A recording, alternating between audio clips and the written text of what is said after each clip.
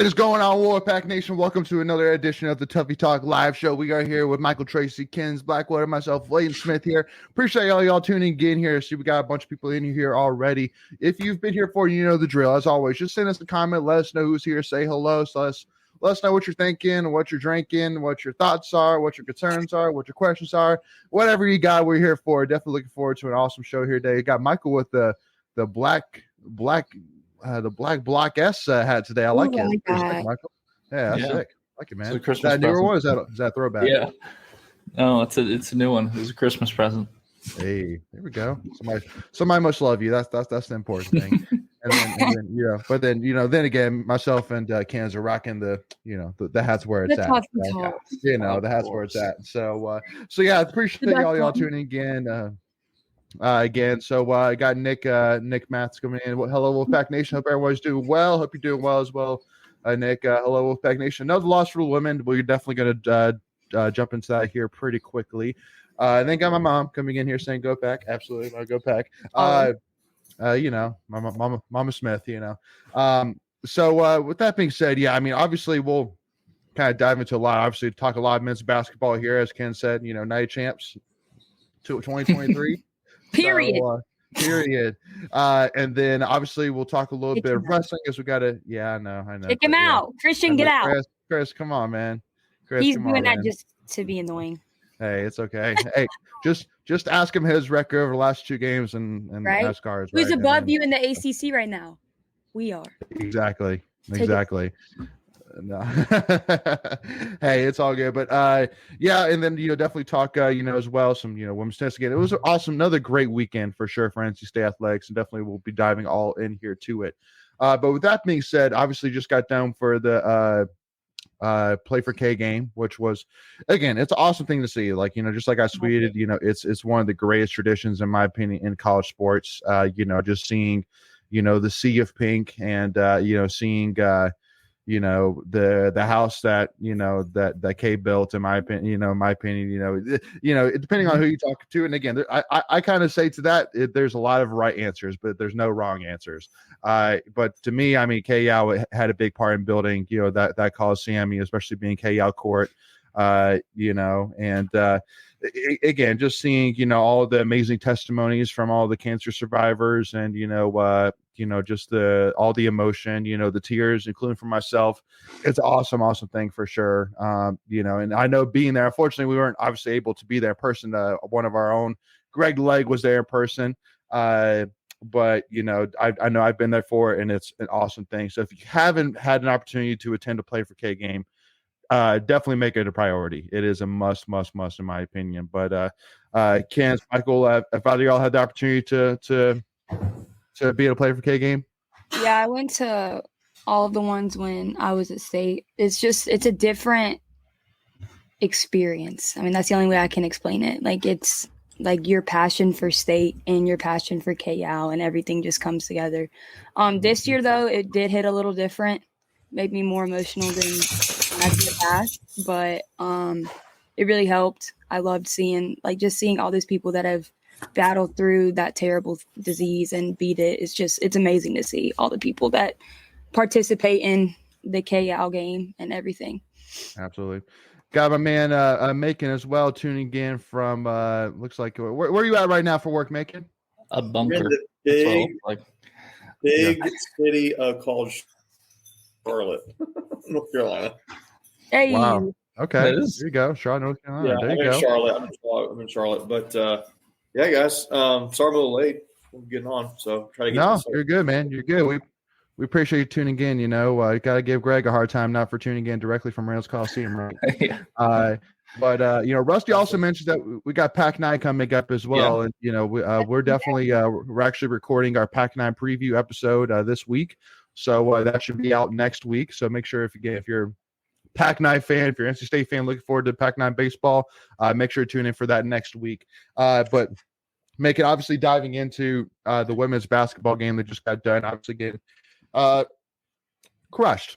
For lack of better terms, I mean, just like we tried to fight, but we just couldn't stop them, and just I honestly don't think a 12-point differential really shows how lopsided it was. And, really for me, I'm really just going to say the thing that has been the thorn in my side for this entire season, and I mean, not to necessarily point fingers, but just it's so disappointing, and I think has a lot to do with why we're struggling. And that's where the heck is Jada Boyd and Jakia Brown Turner? I mean, not to point fingers, but again, at the end of the day, you're a senior. You're probably a fifth or sixth year, depending on COVID. Senior. You've played in Westmore's team and his offensive scheme for a long time now. You should know it inside and out, left and right. And kind of the reason why I kind of put that as well is that one story which I always love is Michael Irvin. He always tells a story that before him and Troy Aikman went out on the field, they did this thing where they patted each other on the shoulder pads and said, "It's on us," and basically saying I can't rely on the other players to win the game for me. It has to start with us. And at the end of the day, I feel like that's something that Jada Boyd and Jakia needed to do this season, because at the end of the day, I can't rely on Mimi Collins. I can't rely on some of these younger players, because at the end of the day, Westmore has conditioned Jada Boyd and Jakia Brown Turner for this opportunity, for this moment where there's no more playing behind Alyssa Kunane. There's no more playing behind Raina Perez. This is your team. And just at the end of the day, it's inexcusable in my opinion to be non-existent for as many games as they have this season. I mean, Jakia Brown Turner was just that player that hit that three to take us to double overtime against UConn. Played really well last season, played really well the last few seasons. Jada Boyd, who was ACC tournament MVP, who we've seen, Westmore say, she's our sixth starter, even with Alyssa Kunane and all these players, so that's really what it is to me. Is it's listen, literally I think it was the shot where River Baldwin got the and one, and they got a picture on the bench of Jada Boyd and Jakia Brown Turner on the bench clapping or whatever. In my opinion, there should have never been a single minute this season where both of them are on the bench. In my opinion, I think you really need to rely on at least one of them to be on the court at any one time, to be that leader, to be that person that can be reliable and get the job done and be productive. Simple as that, but again, other problems? Absolutely. And we'll definitely talk about them. But just that to me is the glaring one, because in my opinion, there's a glaring need for leadership. There's a glaring need for energy. And I got to look at them first, just because, again, they fit the bill. They're experienced. They're seniors. They've been a part of this program for a long time. And they're really talented players. They meet all four criteria, in my opinion. So, Michael, Macon, Ken's, just go. Yeah. No, I think you're spot on there. I mean, the rest of the team outside of those two is underclassmen or transfers. I guess we've seen it on the men's side, transfers, especially Jarkel Joyner and DJ Burns stepping up. But, you shouldn't have to rely on them. And if they don't get it done, then it has to be Jada Boyd and Jakia. They have no other. They don't really have an excuse, because like you said, they were the role players last year, the last couple of years, and recruited by Wes and brought up, and this was their time. It's just been it's just been a little disappointing. Yeah. Oh, very, for sure. Making thoughts, man. I'm interested. Yeah, I'm definitely not the basketball guru here, so I'm looking at the stats. I didn't watch the game earlier. Yeah. But looking at the stats here, I'm just looking at, you called out Jakia Brown Turner and Jada Boyd here, because they are leaders. They're veterans on this team. I'm looking at the last 6 games or so. I'm just picking the last 6 games. Jakia Brown Turner is averaging at 28, just shy of 29, 30 minutes a game. She's averaging 7 points a game, and so 1 point every 4 minutes of game time. And then Jada Boyd is averaging 4 points over those same last 6 games, with just under 20 minutes of play.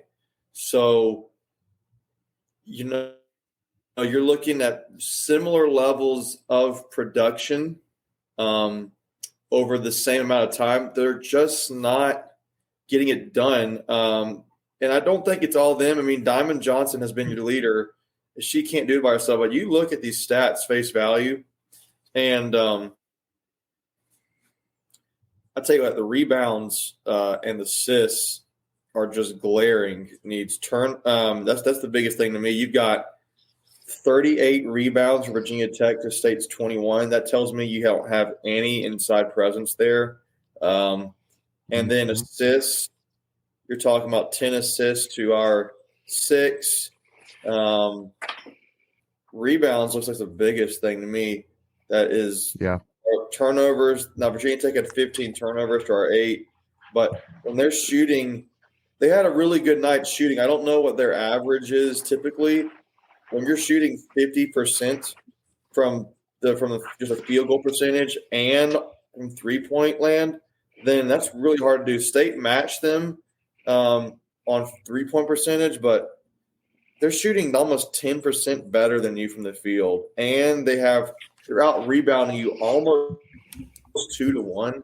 You're not going to win many games that, especially when your players like Jada and Jaquie Brown-Turner, and not just them, other players on the team aren't helping you out. Like, I mean, looking here at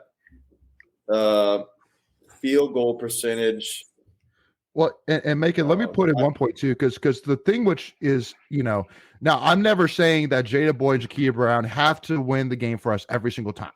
But, I mean, because, like, for example, men's basketball, Big T, which we'll talk about, Big T, Jarkel, absolutely ice cold. But we had enough guys around him that for this game we said, all right, guys, like Big T and Jarkel are cold. We need you guys to help us out. And they did. They delivered.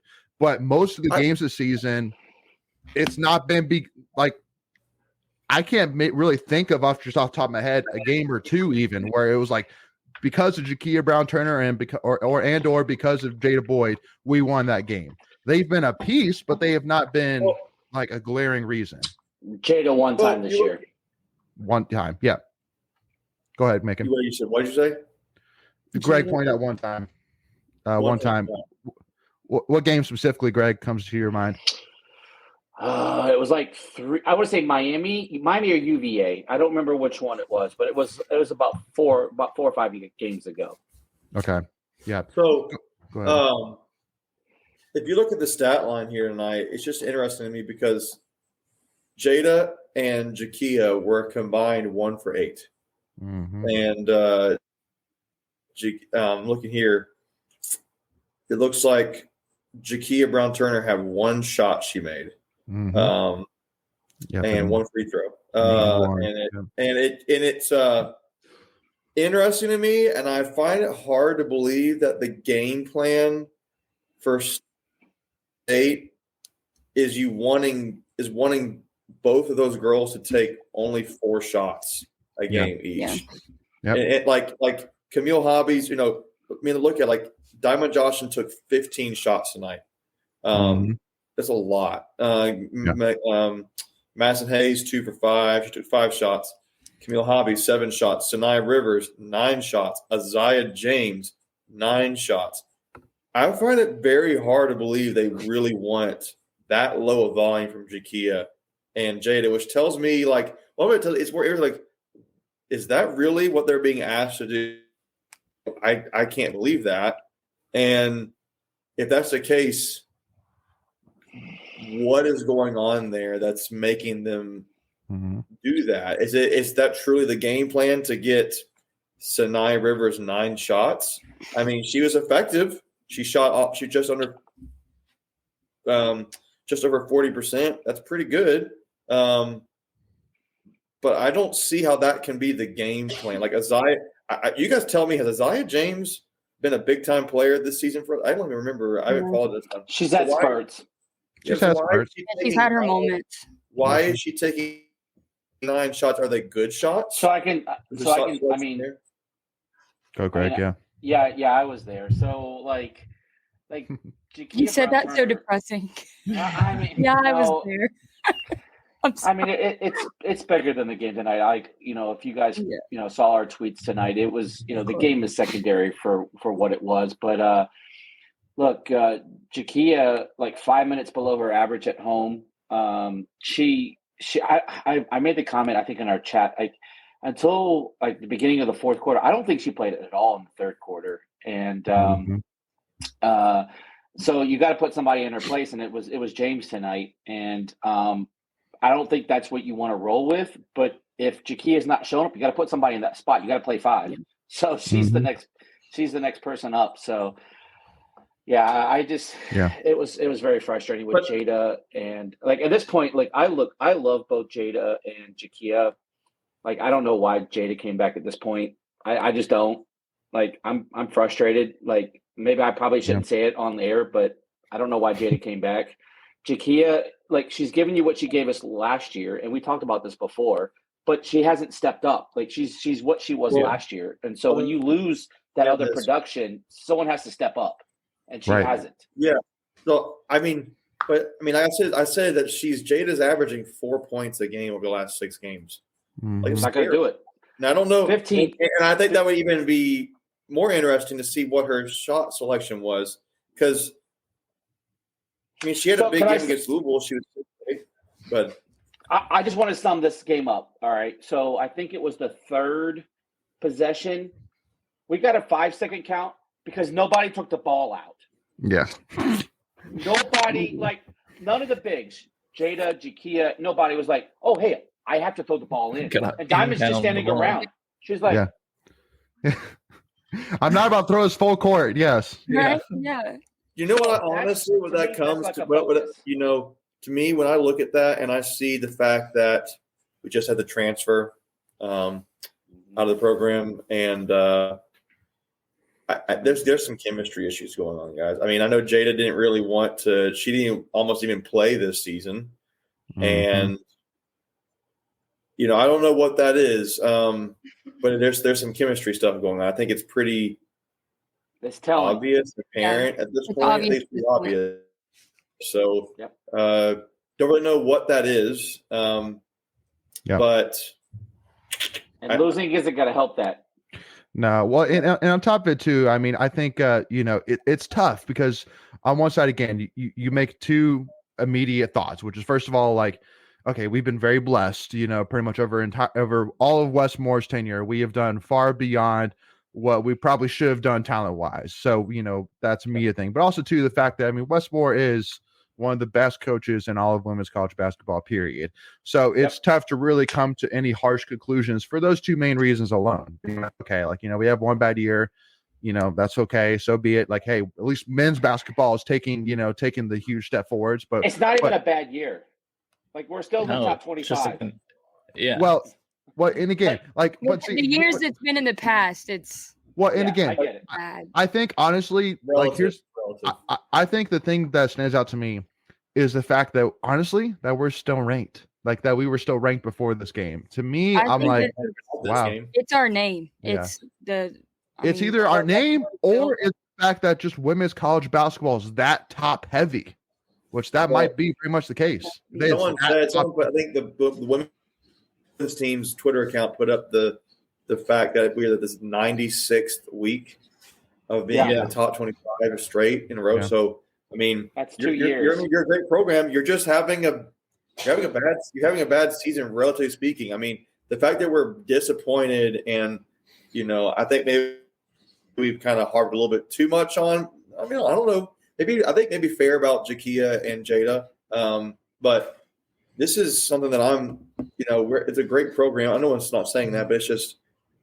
It is. It's not what it's been in the last few years. I mean, we won 3 straight AC titles, and we went to it 8-8 last year and a Sweet 16 before that. So it's like, when you're not, when all systems aren't humming and all systems are go kind of thing and going smoothly, then it's there's concerns there. Where there's smoke, there's fire. You get that kind of concept. So again, it's just more. It's just more for me. Go ahead, Macon.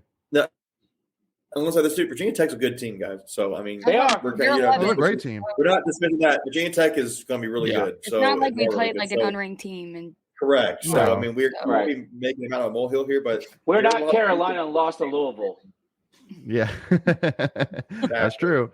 Hey, mic drop. Yeah.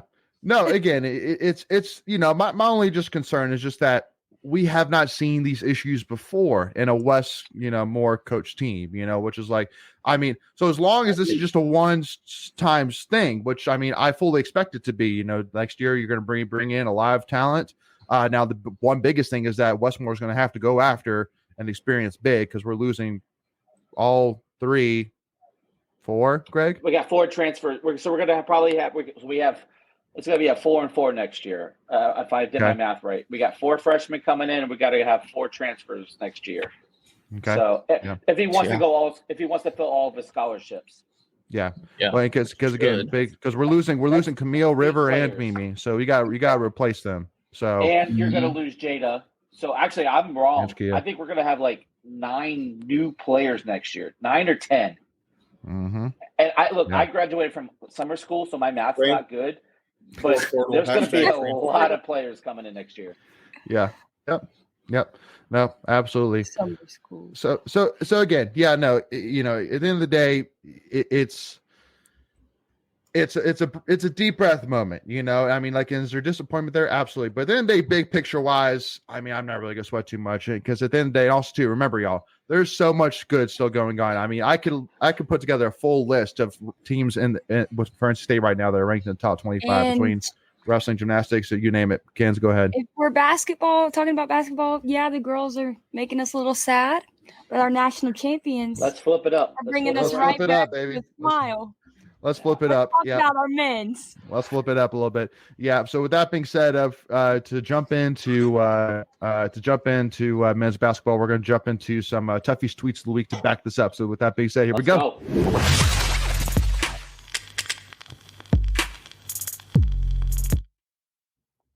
And I do want to give a shout as well to Hunter's. Hunter. Well, yeah, to Greg too. Greg is the man. But to Hunter too, pointing out, yes, we have played a killer schedule. And there are 8 ACC schools projected in the NCAA tournament, is I guess what you're saying here, Hunter. Again, great points there as well. There, appreciate that. But again, y'all, men's basketball has been just solid, phenomenal. I know Macon being the basketball nut that he is. I know. As long as I know him, it brings a tear to his eye to see how great this team has been for sure. That dude. Also, real quick, Macon and I sat like one section over on Saturday. Look, I've only hung out with him twice. Mm-hmm. First time was at Clemson. Not a lot to smile about, but he was smiling on Saturday, like with this men's team. Like he was so excited about this men's team. Like there he is. and also make it real quick. What was better, the steak on Saturday or the victory? Ooh, family. Spending time with family is no. I said the steak. I'm gonna leave that one there. Spending time with I gotta go family, but no. I said steak. I said the steak. The steak. Family's always number one. Okay, it was definitely the win if we're going to go. So it was. And also too, y'all. I haven't had a chance to do this yet, even too, because I haven't had a chance to talk to Macon since, as I found this out yesterday. But also got to give a congrats to Macon, who we found out is becoming an uncle. Congratulations, Macon! You're the man, brother. That's awesome. Congratulations, Macon. Anyway, man, but yeah, so again, obviously this tweet right here from Ryan Williams, talking about how crazy of a bounce back it's been, going 11-21 last year to now 19-5, and basically Ryan Williams saying he should be coach of the year, which I think he's definitely in that conversation for sure. Yeah, Capel, up there for sure. And Braswell, yep. Again, I think they're there, but I think Keats is easily in the conversation. Absolutely. I how can you argue that? Simple as that. So, but yeah, Michael, I see you shaking heads. Seems like we're all shaking heads. Agreement? Not really. To go from last to potentially top 4. Could be I number one. I think that you're more than just in the conversation. Could be number one. Mm-hmm. Yeah. Yeah, still shot at. I just like who's below us. Season. That's what I like to see. Who's below us again, y'all? A lot of teams, but the 2 in particular you're thinking of is UNC and Duke. So aren't we the only ranked team in North Carolina right now? We are. First time since May of 1982. No, December. Oh, December 1982. Sorry about Is that. Carolina fans still in here? I hope not. Yeah. Get them out. Hey, February 19th, 13 days away. Yeah. 2 I'm weeks so from 2 weeks excited. from yesterday. Me and Yeah. Hannah are bringing out the onesies. I'm gonna Hey. get one. What's your record in the onesies? Undefeated. Undefeated. There we go. I love that. Yeah. Now again, it's to me, because a lot of people I talked to, coming out of Georgia Tech game were like saying, I didn't like that game. Like that was not a good game. But to me, honestly, I loved it probably as much as any win this season because of the fact that it proved that we are not Big T Jarkel reliant. We are not reliant on certain players, that if these players are not productive, we will lose. Like the fact that literally Jarkel and Big T, like they almost might as well not have even gotten on the floor, honestly. Like it was almost that point, and we still beat an ACC team. And you say, well, yeah, it's Georgia Tech though. But this is a Georgia Tech team that really started to hit his stride. They played really good. And they played, I think, as good as they can play. Yeah. And we still beat them without Jarkel and Big T, basically. I mean, but when Jarkel and Big T don't score, I mean, they make it up like everywhere else on the court. Like their defense is great, like everything else. But I think it showed that because teams in the past, if we get behind or get close like that in the second half, we're going to lose. I mean, I think any state fan can agree, like, we're going to give up and lose. Like, that team does not give up, like, ever. And that's why I'm telling you. Y'all thought it was a joke? It's not a joke no more. I'm serious. Give them the trophy now. You heard it. You heard it. You heard it here first. I swear. For me, the big thing was that Keats, like, just throughout the man zone in that last 5-6 minutes, and Georgia Tech didn't have an answer for him. And we just made a run, and then we started hitting our shots. The one thing for me that was really weird, like I know T had, I think, like 9 or 10 assists. He had 10, 10, yeah. So, but he had more turnovers than points. And that's typically a game that we would lose, and that we found a way because the emergence of DJ. And look, let's give credit where credit's due. We played some really good defense, like lockdown defense that they got their shots, but when it came down to crunch time, we manned up literally. So I'm look, man, at this point, we're playing with house money. Like, let's go. Like, let's go all at it. All in on red. Thinking about the 19th. Now, Hunter does bring up a good point, which I do want to ask you. So Hunter says that he worries about the trap that they ran on us. We looked so uncomfortable, and we will see it again. What's your thoughts on that, Macon? What trap? Yeah, I guess the one trap defense. Yeah, they were in 1-3-1 the whole game. Yeah. They're just they're having like some guy always on waving or something like that. Well, I mean, I think the UC State's going to have to be balanced. I think they're going to have to find ways to they have to keep moving, and I think they have to find ways to get other guys the ball. I think sometimes with that it comes off. You can play off screens that can help open up some shots. I think Jarkel will have to. I mean, Jarquavian, if they do that on him again, will have to hit some outside shots. But I don't think he's not going to be that cold. In my opinion, I don't think they'll never have both of them consistently have that low. They'll have to run some screens if it truly is somebody on him, like a man on him at all times. They'll have to try to get some screens for him to get open. But he'll have to knock down some outside shots, some mid-range shots in those situations, and I just don't think you're going to see him get that cold very often, and especially both. Joyner being that cold, so they're 3 for 17. That's not typical. So no. The other thing I would say is we were very hesitant on the. Go ahead. No, I was going to say the one thing we were very hesitant. We didn't drive the ball enough. Like we had some shots where we had a little mini break or a break, and then they would just scoot it out for whatever reason. And I don't know if that was the trap or like what it was, but we. To your point, we didn't move around enough. I saw a lot of stationary bodies. But let's give it up for Ross again. Yeah, Ross was huge that game. I mean, he's 7 for 7 on free throws, and I don't ever like him shooting a three, but he's actually got a pretty good 3-point shooting percentage right now. So it's like 3 games in a row. Maybe it's okay, but I thought free throws too. I'll tell you what. I mean, I think that you're seeing teams really. I think defenses are more worried right now. I think they have been a little bit. Maybe it's a past due. They make this comment. They're concerned heavily about DJ. They're really concerned because a lot of those plays were the guy who's in the corner, like who's playing that 4 spot or the 3 spot. DJ would be coming out, and then he's looking to pass the ball, and they would slip under on the baseline and be like right there, right there under the basket and get a layup or get the aim one or whatever. And I just think they're so preoccupied with what DJ's doing at all times. And I mean, they should be. Hard. He's a freaking beast. Is it too soon to talk about tomorrow? No. Because go ahead. Yeah, real quick is because Virginia likes to double down in the post. So tomorrow's going to be very interesting to see what DJ does. Is he gonna play through the double, or is he gonna pass before the double comes down?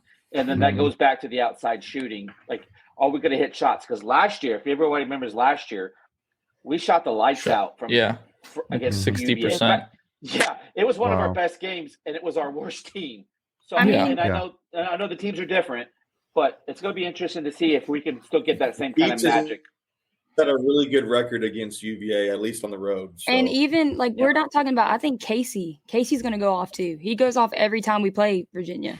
So hey, so I talked to Casey on Saturday. I said we got special sauce tomorrow, and he's like, "We got special sauce tomorrow." So he's going to be ready. He's going to be ready. I love ready. Yeah, no, I love it. I think going back to the Georgia Tech, I think it was just a bad matchup the way they ran that 1-3-1 zone, and not many teams run that. I don't think we have to be too worried about it. It's kind of the same thing. If another team sees we were not great against it, they may, might be worried about it and run it against us. But at the same time, if you don't run that, if you don't practice that, it's not going to be effective. It's the same reason that Keats doesn't play zone on defense, really, because they don't practice it. So you can't put your team out there playing something they don't practice. Right. So, yeah. Well, that's why you saw a man zone instead of a straight zone.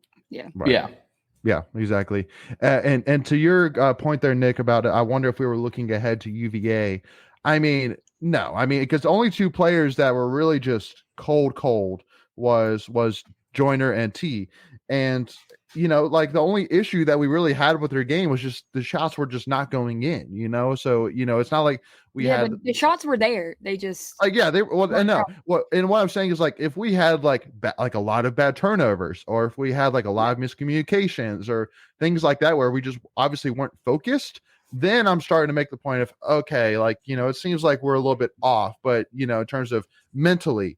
But I mean, getting the basketball in the net is, it's just sometimes it's just not. Sometimes it's not there. You could be mentally just there and ready to go and physically ready to go, but just sometimes it's just not making its way inside that little hoop. We learned that 3 years ago against Virginia Tech. I mean, sometimes it does not drop. We don't talk about that. Sometimes it just does not drop. It just doesn't drop. I blame my dad for that. That was the first game he's ever been to. Oh, that was all Chad, and I'd stand by that. What was it? 27. We scored 24 points. 24. Right. You gave us football. That was also the last time we were in a ranked matchup. Was that game? Oh, yeah. But why you gotta bring up old news? Yeah. But can you not just bring up, kind of one more point that I want to make, and then we can kind of talk about his question here. But I honestly love it. I wish it didn't happen, but if it was going to happen where T and Jarkel are absolutely ice cold, I'm glad it came at this point, right before this huge stretch we're about to have. And on top of it, we still got the win on top of it, because now you're looking into tomorrow against UVA being like, I'll bet a lot of money that T and Jarkel will have some of their best games tomorrow. I can bet that, just because of how good and how competitive they are. I would bet a lot of money on it. Go ahead, Greg. Can we raise your hand if you're going to be there tomorrow night? Oh, that's me. Let's go. Greg, go to bed. Yeah, no, and because literally Greg, it's just because kind of go through it. So you came in, you were at the men's game on Saturday, you were there for the women's game tonight, and then you're driving to UVA for the game tomorrow. Where do you get this money, Greg? Where do you get this? I know. Hotel rooms. I know.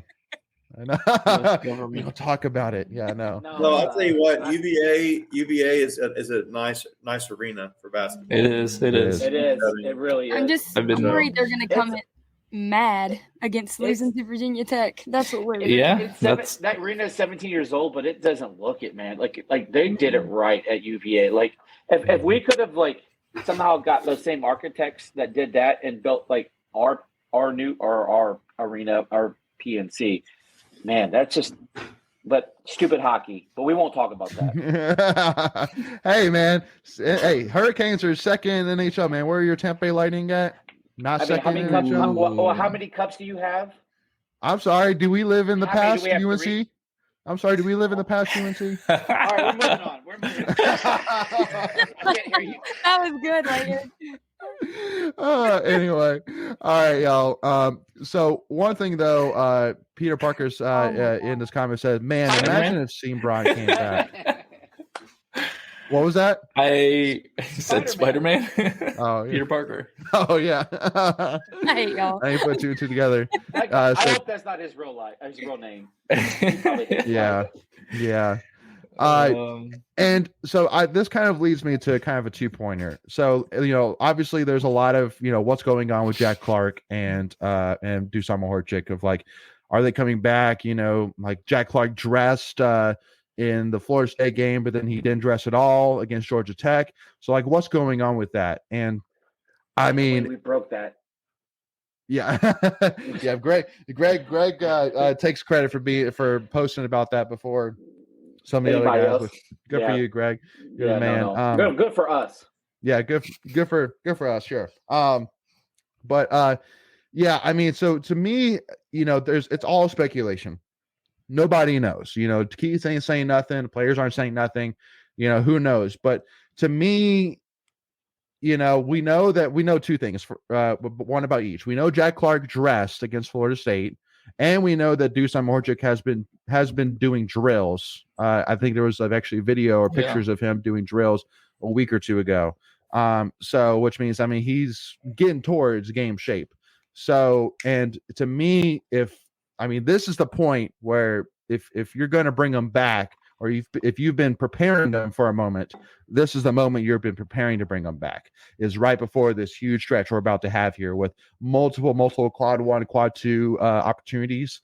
And so, but again, it's all speculation. So, but a lot of people have been saying, do we really want them back just because we've been playing so good without them? And I'm never saying no to options. I mean, you don't have to play them. Just put them out there. See how they do. Doesn't mean you have to. Yeah. Doesn't mean you have to insert them into the starting lineup. If nothing else, that's 10 more fouls to give.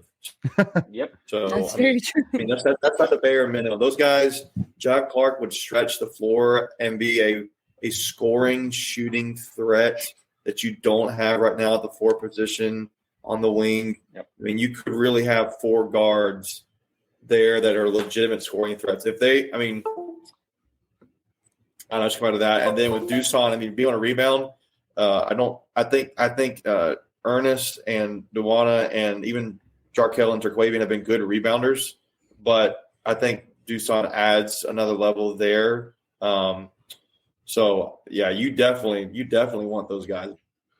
Well, and because on top of it too, and Greg, I'll let you jump in, but because the one thing too is the Georgia Tech game, Franklin. One thing which they were saying on the commentating was that Georgia Tech knew that DJ Burns couldn't keep up on a fast break, so that's what they would do. Is they would just get Franklin down the court, have a 3-on-2, smart, 2-on-1, whatever, and take advantage. But with Mahorchik, that's what Mahorchik can do that DJ Burns can't. Is Mahorchik can keep up, with a guy like Franklin. Or especially with a guy, like Bekai, when you face UNC, to have somebody who plays hard defense, just like Macon said, have another 5 fouls to give, and somebody that can rebound the ball very well, along with scoring still effectively. Maybe not as good as like DJ Burns scoring 20 a game, but he's productive enough. So, that's my thoughts on it. Go ahead, Greg.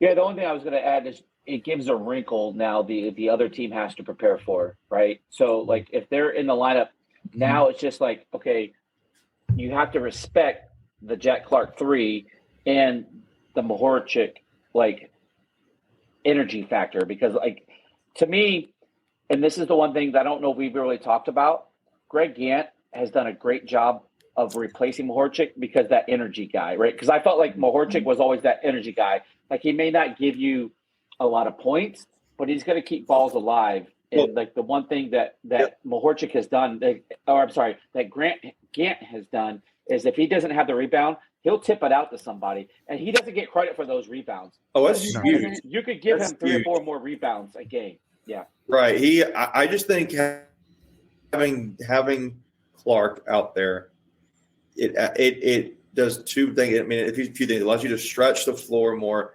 It means that when you're on offense, a defense. I mean, like at the 4 right now, you're not so concerned with them offensively. Right. You have Jack. It's another piece you have to be worried about as a shooter. That's what his main offensive skill set is being a corner shooter kind of thing. So that's a big deal. And when you already have Jarkel and Terquavian, and then you have Casey, who I think at one point was leading the ACC in 3-point field goal percentage. You add Jack Clark back into that with DJ, who is unstoppable at this point.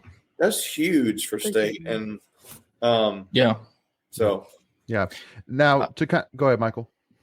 Yeah, I just had quick thoughts on both. I mean, Jack Clark, I know he's up until like last week, I think DJ Burns just passed him in rebounds for the season, and Jack Clark has missed 9 games. Exactly. He also, I think, still technically leads the team in steals as well. So, he's your best rebounder and best, well, maybe not best, maybe Morcell's your best defender, but he's right there, probably top 2 with Morcell for best defender. I think LJ Thomas is up there for defender. Yeah.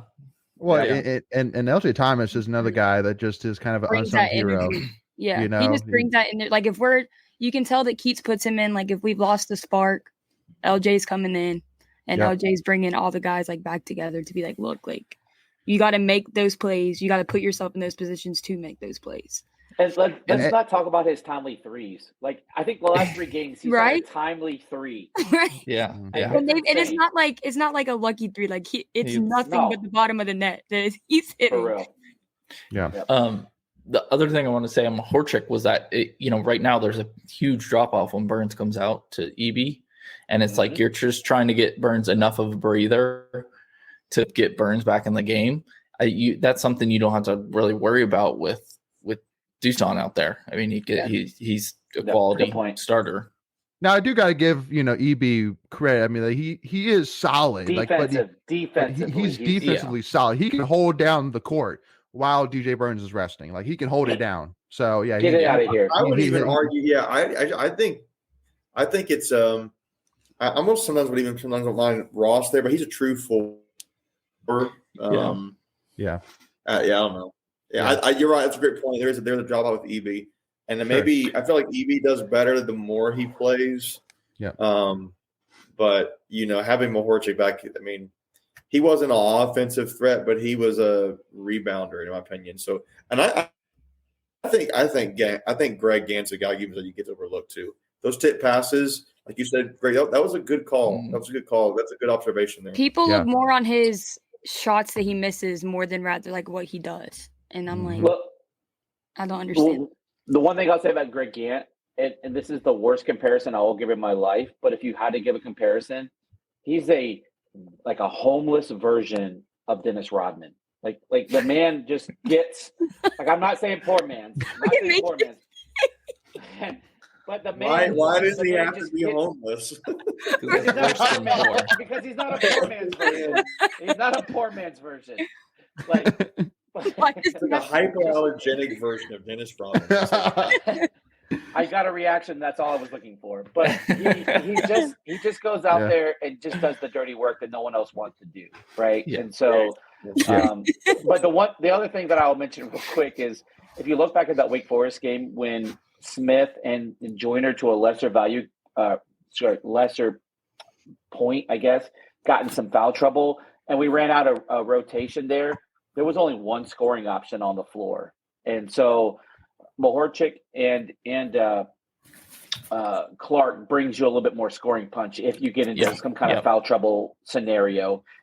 Because again, gosh forbid we play at Carolina where they drive the ball, quote unquote, and we get in foul trouble. And so we're gonna need that. We're gonna need some additional scoring. Yeah. Now the last thing which I want to bring up before we kind of get back to now the last thing I want to bring up before we get to more of these questions here. Go ahead, Macon. Sorry. This is a random thought. I was watching a Duke Carolina game. I would love to count how many times RJ Davis throws his head back to get like a foul called on him. Like, yes, all the time. That dude does that so many times. All the time. I'm pretty sure he needs a chiropractor because he's got whiplash right now. Like he, for sure. Like he needs like. So like I don't know if anyone like. Have you guys seen like those William Shatner lawyer commercials? Like whatever that guy is, like he needs to call that lawyer because he's suffering like on the job injuries. Yeah. Well, because I think honestly too, that's what him having like his lighter braids that he has, because it really kind of adds to the effect when he throws his head back. It's a lot easier to see. But it's just yeah. But the last thing which I want to get for again, we get back to some of these questions here is I think you got to give a lot of credit to Keith in terms of seeing him, how he handles the bench now. Like, I mean, I don't know about y'all, but like, I think he puts his foot down a lot more this year, man. Like he has been like, I love seeing all the clips of him chewing out players or chewing out the bench or whatever. I'm like, yeah, Keith's like, even if we're up, like again, Florida State, we were up by like 20 and he was still chewing the guys out. I'm like, yeah, Keith, that's what I'm talking about. Again, it's like, and everybody's saying, well, that's what he's supposed to do. It's like, well, I don't disagree with you there. He should be doing that, but then I love seeing it, So that's all I'm going to say. Keep him focused. Keep him focused. Yep. Yeah, I think he didn't. I feel like he didn't do that a lot last year. Heck no. But I think that was on purpose because I mean, he knew so disadvantaged last year. Yeah, that right. He knows when to get emotional with the guys and pump them up or settle them down. Yeah. So yeah, I think he exactly. does well with that. But so King Knot kind of asked the question of like, do we want to have another loss heading into the ACC tournament to kind of help us take the next level? Which I'm like, well, again, all right, let me tell you this, King Knot. Our last games this season are at Virginia, at Boston College, at Syracuse, at home against UNC, at home against Wake Forest, at home Duke. against Clemson, at Duke. I mean, that's the one you want to lose. If you're going to lose one, lose at Duke. Yeah, for sure. Like that'd be the best quality loss. Yes. Well, this is why I will say that. Yes. Yeah. So one, it's on the road. Two, you can't lose to Boston College. That's a quad 4 loss. UVA, that's a road matchup. Like if you're going to lose one, so it's either I'll preface either Virginia or Duke. But right now you want to ride that momentum. Clemson is senior day, so you don't want to lose that. Carolina, I don't need to even go into that. So for me, it's Duke. If you're going to lose one, it's Duke, and that's right before the tournament. But you don't want to lose that one either. So maybe Virginia. Are we talking standings here? How it's going to play out? We think that we're talking here. I think it's kind of momentum.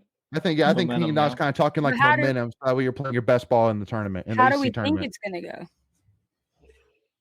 We lose to Boston College and win the rest. We're talking about NC State. We're talking about the ACC as a whole. Both. NC State. Okay, we'll start with NC State.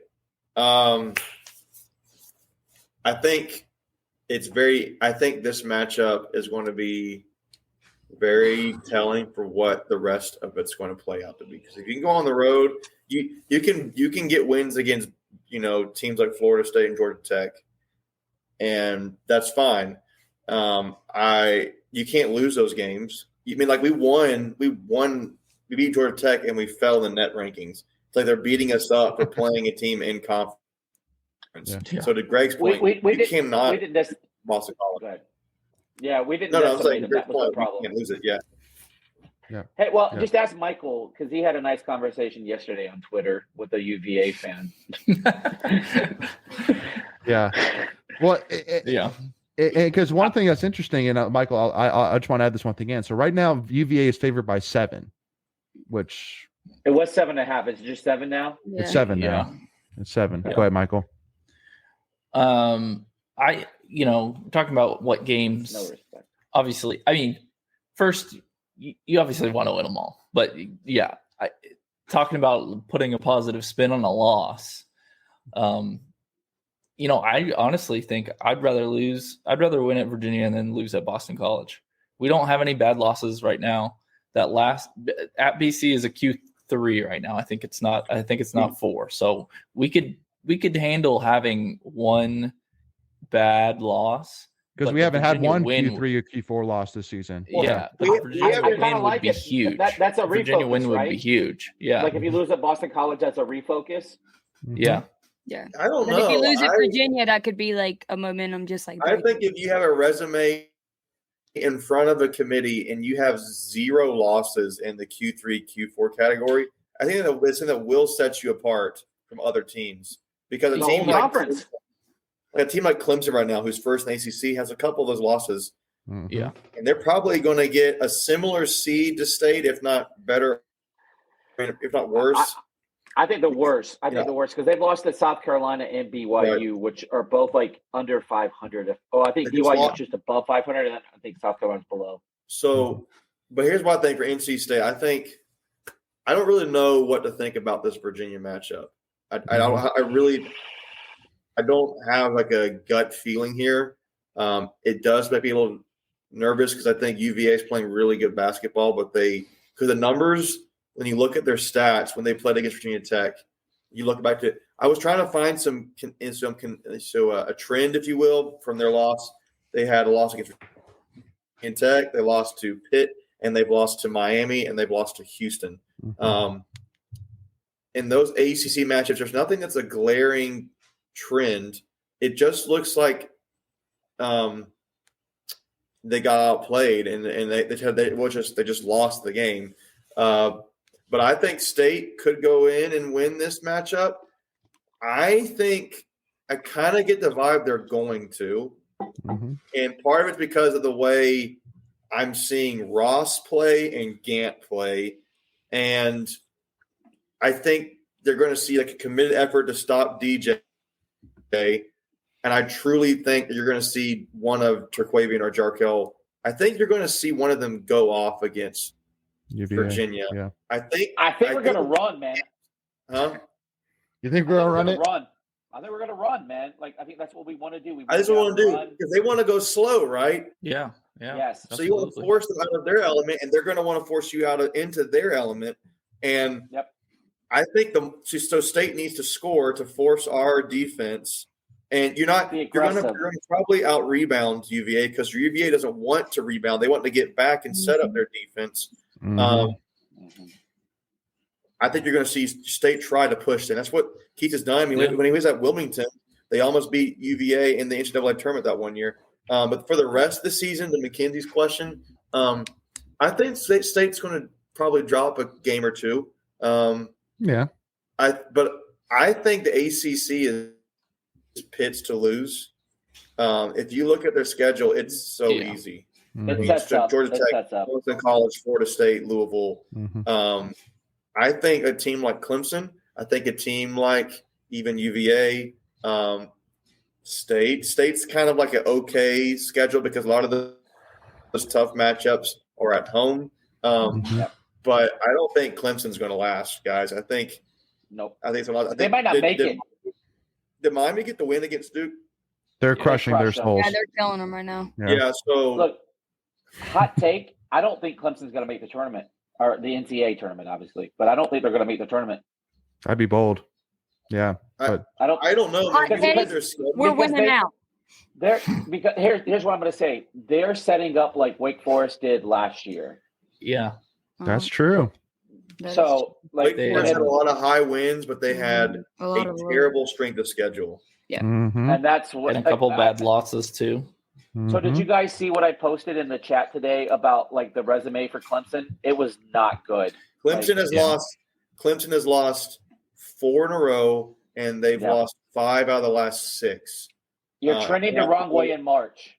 And you have some easy matchups here. They do have Georgia Tech, Louisville, and Florida State, but they also still have to play Miami and UVA.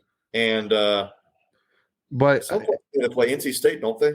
But again, Georgia Tech and Florida State are 2 teams right now that are 2 teams that have nothing to lose right now. And honestly, I mean, they're playing strong right now. I mean, again, like Georgia Tech and Florida State are playing strong. So I mean, the fact that we won those games, I think we're great. So yeah, no, again, I mean, I think for me at the end of the day, like whether we're second, third, fourth, I mean, if we get first, top 4, great. that's all you want. Yeah, top 4. give me top 4. Yeah, that's what I'm saying. Give me top 4. Give me that double bye, and I won't. I mean, like, yeah, if we can win it all, great. But just like Greg and Macon said, I mean, like, unfortunately, right now we're fighting uphill while Pitt's like cruising, pretty linearly to, And Michael said this stat last week, and I think it's still an important thing to say again this week. I think we should almost like keep hammering it until the tournament about the top 4 seeds. Oh. I think you said 6 of the last 8. Sorry. Yeah. Hey, I was looking at women's basketball when I gave that stat, so I'm sorry. I was like, why am I not seeing Clemson on the schedule? I'm like, women's basketball. That's awesome. I actually all right. Anyway, Michael, give us a stat, man. Oh yeah, what Greg was talking about the double bye since 2014 when they started it. 6 out of the 8 ACC tournament winners have had the double bye, and the other 2 have had a single bye. So that it's just so much more beneficial to get that double bye. It's your legs, man. I mean, there's no question about it. It's the leg. And whatever. I mean, yeah, as long as we get top 4, I hope we're matched up with Clemson. Like if they end up winning the league, I hope we're the 4. If we're the 2, then I hope they're the 3. Mm-hmm. So hold on. Now I'm going back here. So now I've got the men's team. I'm truly looking at Take 2. Okay, so Clemson's got to play at UNC, at NC State, and at UVA. Yeah, they all play at Louisville, but Syracuse at home, Notre Dame at home. So they've got. So you expect them to go 2-3, 3-2, something like that? Well, okay, let's go game by game here. So you got Clemson here. You've got at UNC, loss. Florida State at UNC. You hope that you can win. But they barely squeaked. Hold on. Real quick. They barely squeaked against them last time at Florida State. So, like, right. Here's the thing. Anyone that has Florida State on their schedule right now, that's not an automatic win. I mean, like, we took advantage Florida of them. State is a scary we took team. Advantage. They Mm-hmm. are. They are. I don't want to see them again. So Louisville is probably a win. So 2-1. Okay. Yeah. Syracuse at home. 50-50. At home. 3-1. Yeah, I give them the edge. Okay, at NC State. Loss. I think at UVA. You can't spell Clemson without an L. Loss. So okay, what about Notre Dame at home? Notre Dame will win. Yeah. So 4-3. Unless the white boys know what they're doing that night. So you think 1, 2, 3, 4, and it's 1. Do you think they go 3 for 7 the rest of the way? Yep. Or 4 for 7. No, you said we had 4 losses. So, UNC, NC State, UVA, and Notre Dame. That's 4 losses. I can see that going either way. Yeah. I can see either going 4-3 or 3-4. Either way. It wouldn't surprise me. So Clemson's 18-6 right now. 3 for 7 the rest of the way would put them at 21-13. Is that a NCAA tournament resume? It's probably on the bubble. You would be losing on the bubble. I mean, we'll see. The last 3. You got to see what everyone else does. Yeah. You got to see what everyone else does. Yeah. I don't think 21 wins, losing your last 3 matchups to 2 of them being NCAA tournament teams, in my opinion, I don't think that gets you in. So 2 factors. One, you just like Greg was saying, hot tech Greg. What the rest of the field does and what you do in the tournament. So, like, but going into the tournament, they're bubble. Yeah. All right, so let's wrap it up here, y'all. Let's get back into it, I guess. So Rusty asked the question. So we have a bye on the last weekend. So our last game is February 28th, which means that especially if we get the double bye, That's a big break in between our last game and the first game that we play, which is that good or bad? I immediately say, yeah, I don't like it. But at the end of the day, I mean, it is what it is. I mean, we can't do anything about it. Like if we're that good, I'm not going to be sorry about it. But Right. even if we don't get top 4, that only gives us, places one day earlier. Every single time. Yeah. So at that point, I'm not mad if we end up in the 5 seed. At that point, I'm not mad. Yeah. I mean, I don't know. I think yeah. I think that plays to your advantage, especially in a tournament setting. Yeah, it's mental. Like if you've got a team that's played 2 games already and you're on a 2.5 week rest, that's a huge advantage. Yeah, I'm with Michael. I think you take the double bye any chance you can get. It's one less game you have to win to advance. So yeah, I hear you. There is a logic of there's some teams who do benefit from having played an extra game. I think that's just any given team, any given year. It's just you don't know. Well, because it's not just necessarily the bye. It's just a matter of that we have so much time in between our last game of the regular season and when the tournament starts, period. No matter even – is that a good thing or a bad thing that we have that much of a break? So look, apples and oranges, I get it. But if you like a lot of NFL players have said they don't like that first round bye in the playoffs. Like they want to keep playing, right? So I feel like, the only benefit it does is it saves your legs, a little wear and tear on the body. But basketball isn't like football where, it's physical. I think momentum is everything in sports. And I will Absolutely. fight anyone that says anything different. Like you want to stay hot. Like Exactly. Absolutely. I think it benefits the fans too. Like that's one less high heart rate. One less ticket you got to buy. Right? That too. Yeah. One less Exactly. alcoholic beverage you have to drink. Yeah.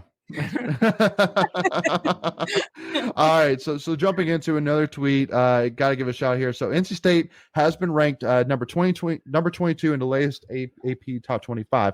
This is the first time the Wolfpack has been ranked since 2019, and the first time since December 27th, 1982, where NC State is the lone team in the triangle to be ranked. And we all know what happened to end that season in 1983. So it is kind of odd how many things correlate to 40 years ago this year. It really is. Weird. Houston being number 1 is It's a little one weird. I know we all kind of joked. We're like, haha, it's 40 years ago. It's like it's not a joke.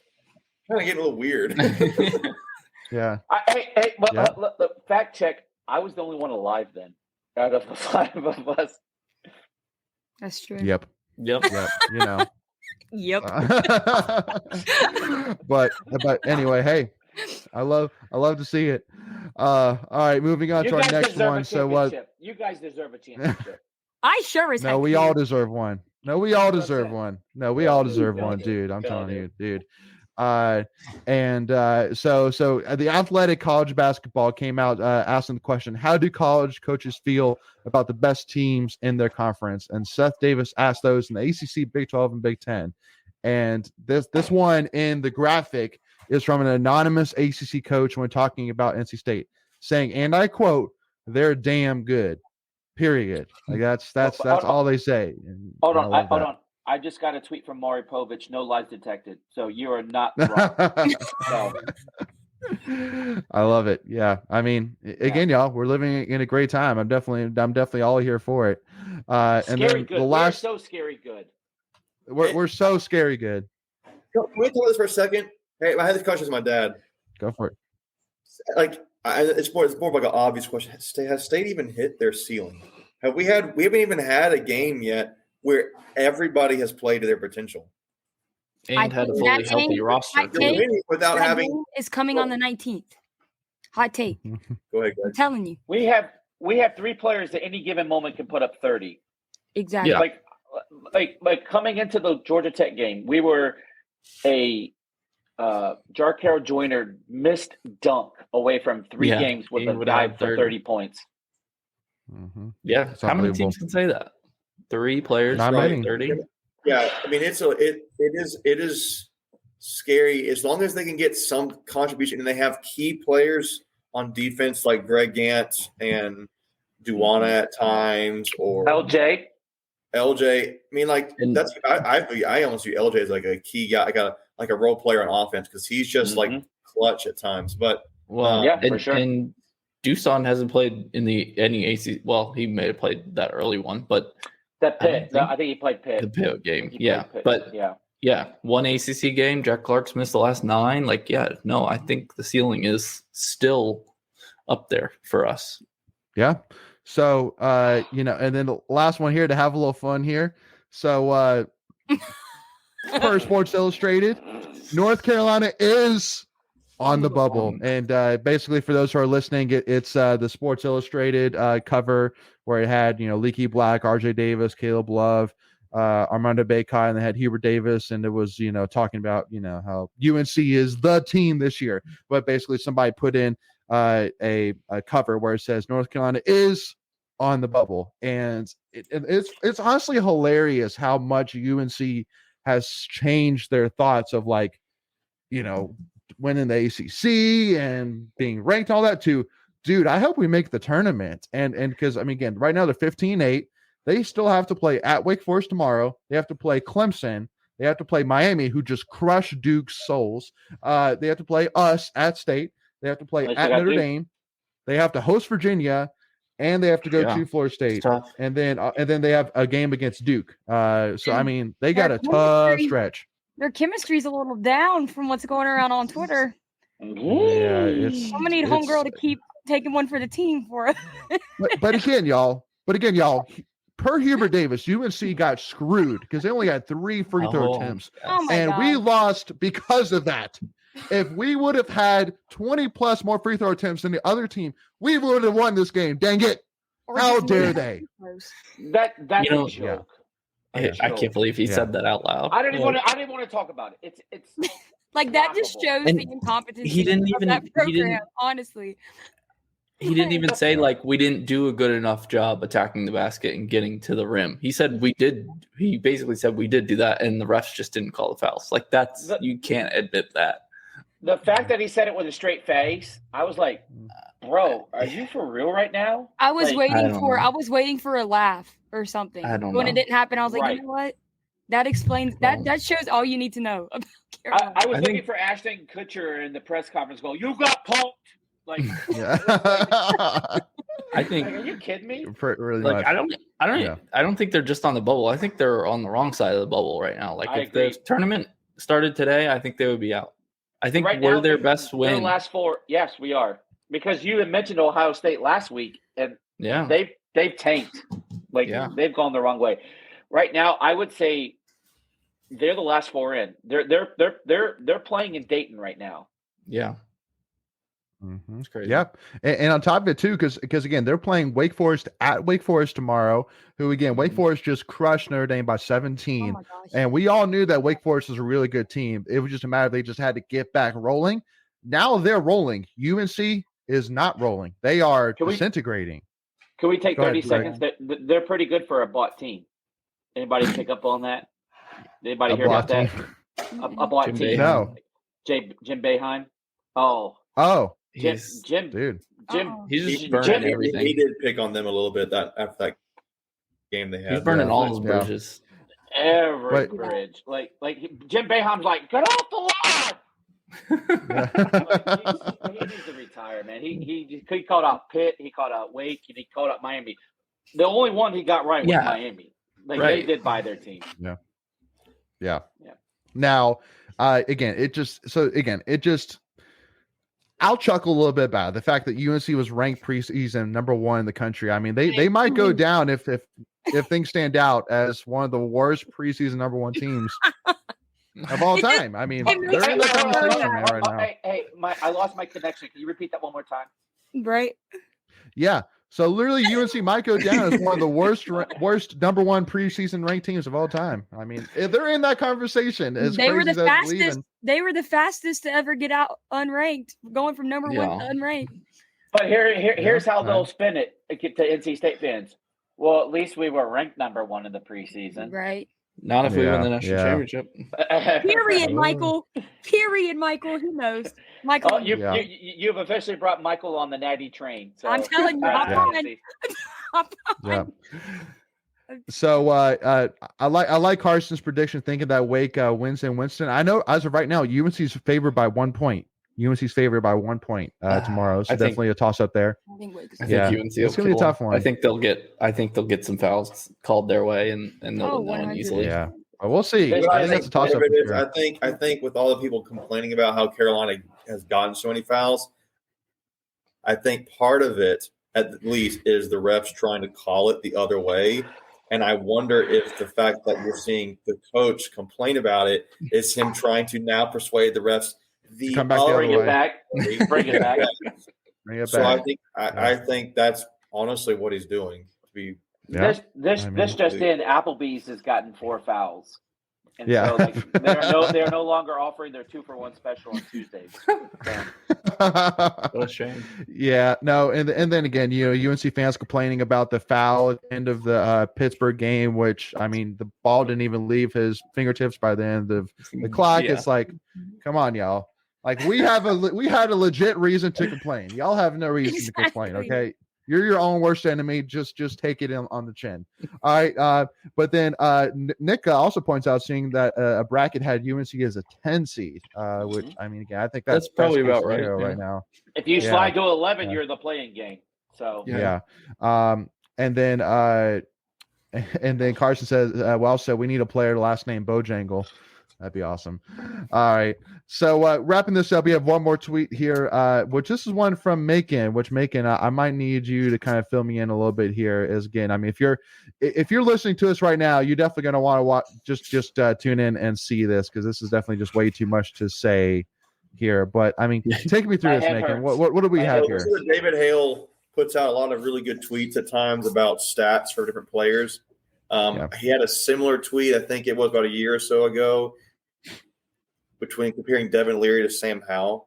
We did a player A, player B comparison, and player B in this case, I think, was Devin Leary, and he had better stats than, or arguably the same level of quality stats that Sam Howell did, but Sam Howell getting on the hike. So here's a similar situation. You've got a corner. This is for football. This is a cornerback comparison. You've got cornerback A has those stats. Cornerback B has the bottom level stats. You got corner A with a 36.4 completion, 4 yards per target, 0 touchdowns allowed. All those stats, etc. Yeah. So he has an 81. You got is one of those a state player? Yeah. So you go on, and then he responds in this tweet later, which he doesn't have here. Player A is Alabama's Kool-Aid McKinstry, who is basically a draft. I think he's a draft eligible cornerback this year, if I'm not mistaken. Yeah. Player B. Can I take a guess? Yeah, go for it. Is that Aiden White? Yes. Bang bang bang bang. Pow pow pow. It's like, we have sound effects. Some situation. This Alabama player getting all this hype and comparable stats. Cornerback B, in this case, Aiden White, has played 3 more games of stats and has, more room for error there. The exact same amount of yards per target allowed, also allowed 0 touchdowns. He's allowed less completions or basically less completions on explosive passing plays, comparable yards per coverage, similar in the grade, and he's playing basically just as good, is the whole point, as Kool-Aid McKinstry, and he's getting no recognition. This is like a high-low player right here. If you're talking about draft, if you're in the fantasy football kind of stuff, this is a buy low. This guy is so much valuable, and he's not getting any of the hype. So Aiden White is awesome. There's interesting perspective on stats in the offseason, how special Aiden White is of a player that he 100%. I don't think state fans even give him enough credit for how good he is. So, that's a really good tweet. That's a really good tweet. Yeah.